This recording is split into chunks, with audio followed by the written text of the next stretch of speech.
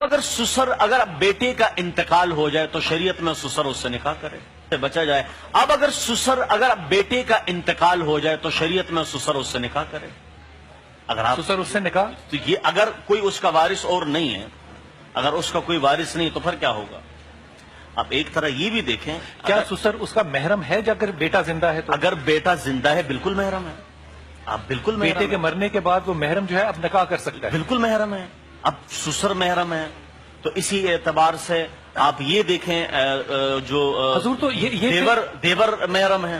یہ بات پھر بڑی کمزور نہیں پڑ جاتی کہ ایک رشتہ جو ہے وہ ایک زندگی کے اندر تو محرم ہے لیکن اس کے مرنے کے بعد وہی غیر محرم ہو گیا، کیونکہ انہیں کو باپ کا رتبہ بھی دیا جا رہا ہے۔ اگر موت کے بعد ایسا ہی ہے تو اگر اس نے اپنے شوہر کی ڈیتھ کے بعد، میں ادب سے بات کر رہا ہوں، اگر اس نے اپنے شوہر کی ڈیتھ کے بعد اس نامحرم سے شادی کرنی ہے تو جس بیٹی کو ہم رخصت کر کے بھیج رہے ہیں ہم تو اس کو ایک آگ کے اندر دفن کر رہے ہیں جہاں وہ کسی اور مرد سے اپنے تعلقات کو ایک حد سے زیادہ بڑھا ہی نہیں سکتی، کیونکہ ایک آگ ہے اور ایک شاید ہونے والا شوہر ہے۔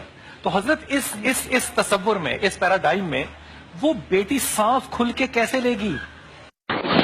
یہ ارشاد فرمائیے کہ سسر اپنے بیٹے کے انتقال کے بعد اپنی بہو سے نکاح کر سکتا ہے؟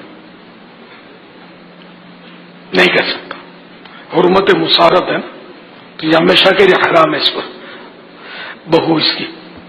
واللہ تعالی اعلم ورسولہ اعلم عز وجل صلی اللہ تعالی علیہ وآلہ وسلم صلو علی الحبیب صلی اللہ تعالی علی محمد۔ میں آپ سے بات کر رہا ہوں